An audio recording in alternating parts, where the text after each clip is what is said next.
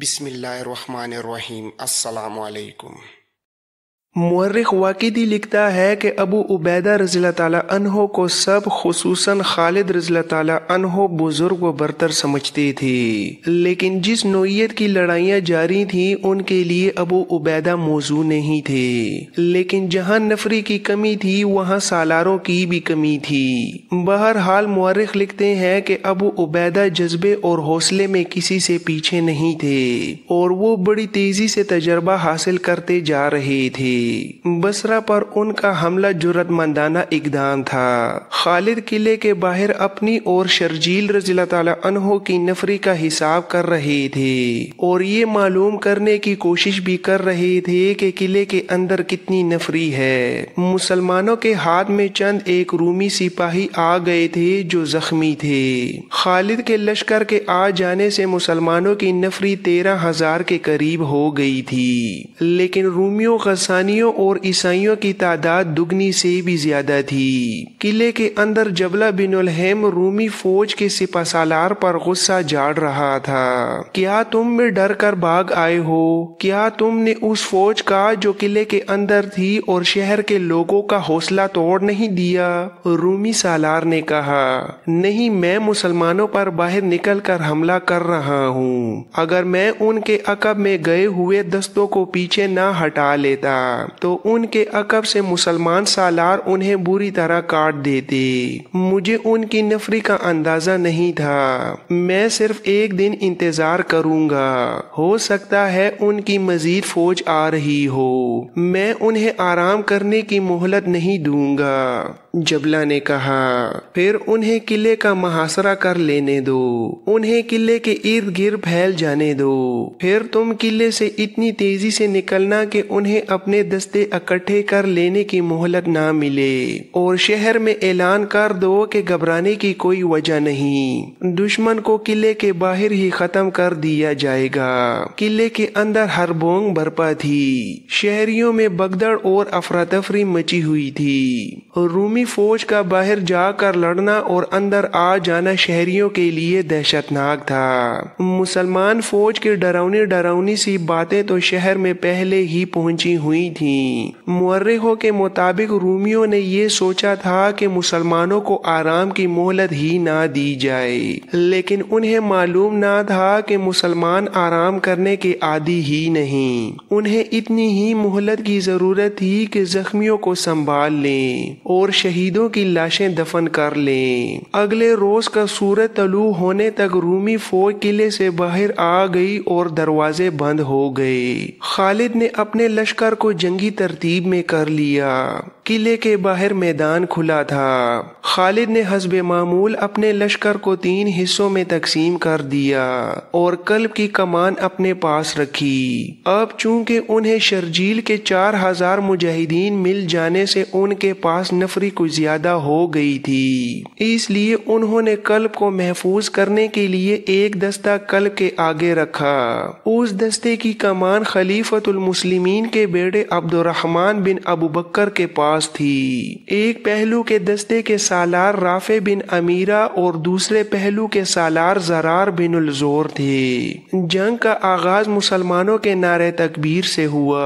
رومی سپہ سالار اپنے قلب کے آگے آگے آ رہا تھا۔ عبد الرحمن بن ابو بکر جوان تھے۔ خالد نے جو ہی ان کے دستے کو آگے بڑھنے کا حکم دیا، عبد الرحمن سیدھے رومی سالار کی طرف گئے۔ لڑائی شروع ہونے سے پہلے ہی ان کی نظریں اس رومی سالار پر لگی ہوئی تھیں۔ عبد الرحمن نے گھوڑے کو ایڑی لگائی اور تلوار سونت کر اس کی طرف گئے، مگر وہ بڑی پھرتی سے آگے سے ہٹ گیا۔ عبد الرحمن آگے نکل گئے۔ رومی سالار نے گھوڑا موڑا اور عبد الرحمن کے پیچھے گیا۔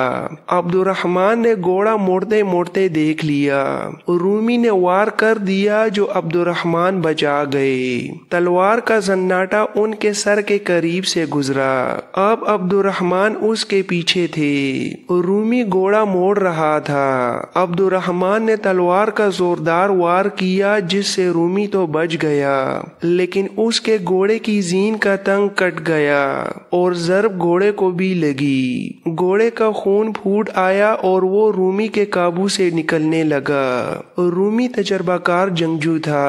اس نے بڑی مہارت سے گھوڑے کو قابو میں رکھا اور اس نے وار بھی کیے۔ عبد الرحمن نے ہر وار بچایا اور انہوں نے رکابوں میں کھڑے ہو کر وار کیے تو رومی گھبرا گیا۔ اس کے آہنی خود اور ذرا نے اسے بچا لیا، لیکن اپنی ایک ٹانگ کو نہ بچا سکا۔ گھٹنے کے اوپر سے اس کی ٹانگ زخمی ہو گئی۔ تابڑ توڑ وار اسے مجبور کرنے لگے کہ وہ بھاگ جائے اور آخر وہ بھاگ اٹھا۔ اسے اپنی جان کا غم تھا یا نہیں؟ اسے خطرہ یہ نظر آ رہا تھا کہ وہ اگر گر پڑا تو اس کا سارا لشکر بھاگ اٹھے گا۔ یہ سوچ کر وہ اپنے لشکر میں غائب ہونے کی کوشش کرنے لگا۔ عبد الرحمن اس کے تعاقب سے نہ ہٹے۔ وہ ان کے ہاتھ تو نہ آیا لیکن اپنے لشکر کی نظروں سے بھی اوجھل ہو گیا۔ خالد نے رومیوں پر اس طرح حملہ کیا کہ سالار رافع بن امیرہ اور سالار زرار بن الزور کو حکم دیا کہ وہ باہر کو ہو کر رومیوں پر دائیں اور بائیں سے تیز اور شدید حملہ بولیں۔ مجاہدین شدید کا مطلب سمجھتے تھے۔ مورخوں کی تحریروں کے مطابق یہ حملہ اتنا تیز اور اتنا سخت تھا جیسے مجاہدین تازہ دم ہو اور ان کی تعداد دشمن سے دگنی ہو۔ دونوں سالاروں کے دستے دیوانگی کے عالم میں حملہ آور ہوئے۔ مورخ واقدی اور ابن قتیبہ لکھتے ہیں کہ سالار زرار بن الزور نے جوش میں آ کر اپنی ذرا اتار پھینکی۔ یہ ہلکی سی تھی، لیکن جولائی کا آغاز تھا اور گرمی عروج پر تھی۔ زرار نے گرمی سے تنگ آ کر اور لڑائی میں آسانی پیدا کرنے کے لیے ذرا اتاری تھی۔ انہوں نے اپنے دستوں کو حملے کا حکم دیا۔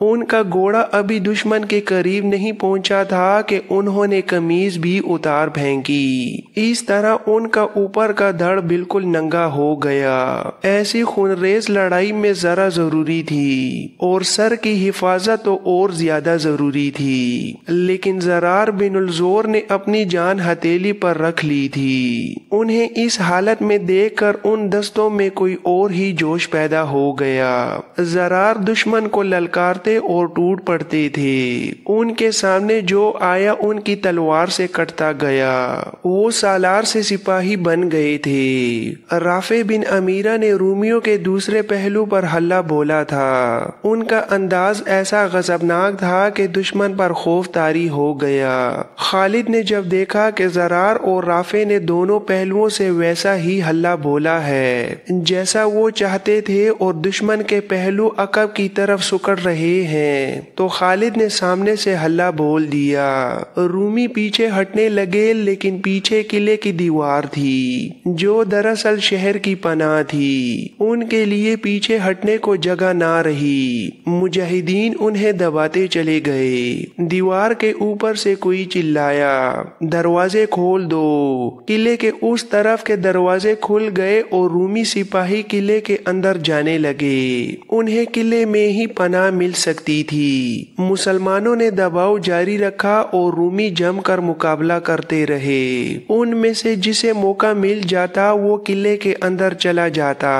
جو رومی قلعے میں پناہ لینے کو جا رہے تھے وہ ان کی تمام نفری نہیں تھی، ان کی آدھی نفری بھی نہیں تھی۔ ان کی آدھی نفری خالد کے دستوں سے نبر آزما تھی۔ خالد نے جب دیکھ لیا تھا کہ ان کے پہلوؤں کے سالاروں نے ویسا ہی حملہ کیا ہے جیسا کہ وہ چاہتے تھے، تو انہوں نے دشمن کے قلب پر حملہ کر دیا۔ رومی بڑے اچھے سپاہی تھے، وہ پسپا ہونے کی نہیں سوچ رہے تھے اور خالد انہیں پسپائی کے مقام تک پہنچانے کی سرتوڑ کوششیں کر رہے تھے۔ خالد نے شجاعت اور بے خوف قیادت کا یہ مظاہرہ کیا کہ گھوڑے سے اتر آئے اور سپاہیوں کی طرح پاپیادہ لڑنے لگے۔ اس کا اثر مجاہدین پر ایسا ہوا کہ وہ بجلیوں کی مانند کوننے لگے۔ یہ ان کے ایمان کا اور عشق رسول صلی اللہ علیہ وآلہ वसल्लम का करिश्मा था कि मुसलसल कूच और मुहर्रिकों के थके हुए जिस्मों में जान और ताजगी पैदा हो गई थी। ये मुबालिगा नहीं कि वो रूहानी कुव्वत से लड़ रहे थे। खालिद इस कोशिश में थे कि रूमियों को घेरे में ले लें, लेकिन रूमी जिंदगी और मौत का मारिका लड़ रहे थे।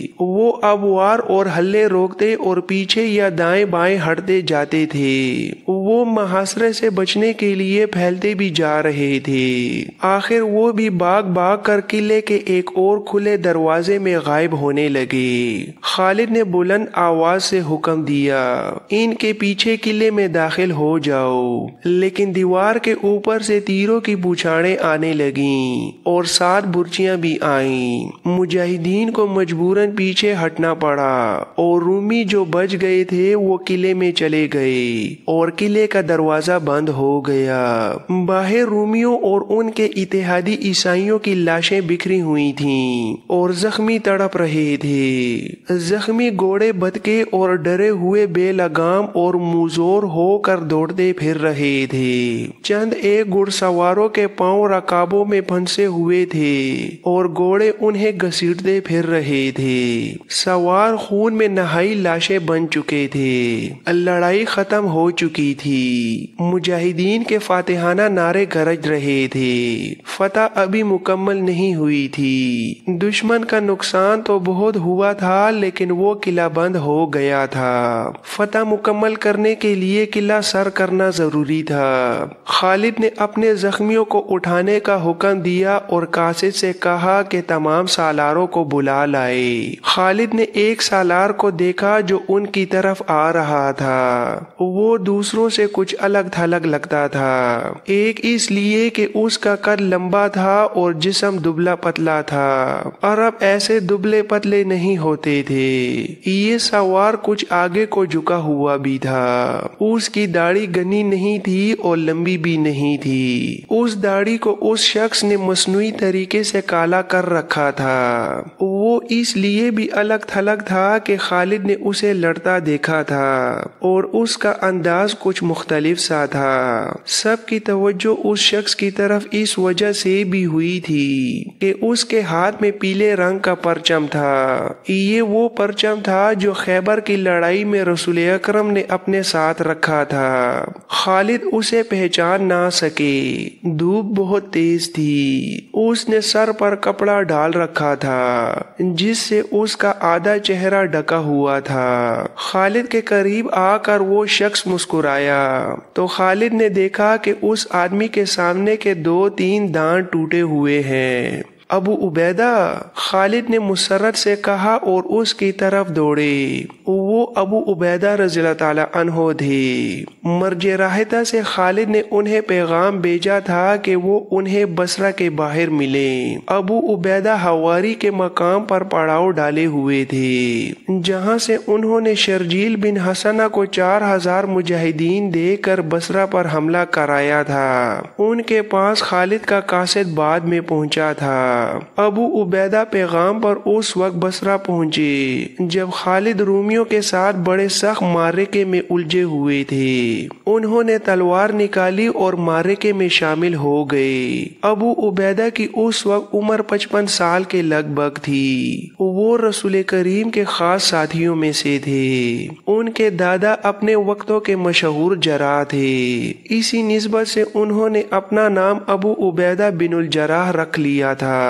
उनका नाम आमिर बिन अब्दुल्ला बिनुल जराह था, लेकिन उन्होंने अबू उबैदा के नाम से शोहरत हासिल की। दुबला पतला और कुछ झुका होने के बावजूद उनके चेहरे पर जलाल जैसी रौनक रहती थी। वो दानिशमंद थे। मैदान जंग में भी उनकी अपनी शान थी और जहानत और अक्लमंदी में भी उनका मकाम ऊंचा था। अबू उबैदा के सामने के दांत जंगे ओहद में टूटे थे।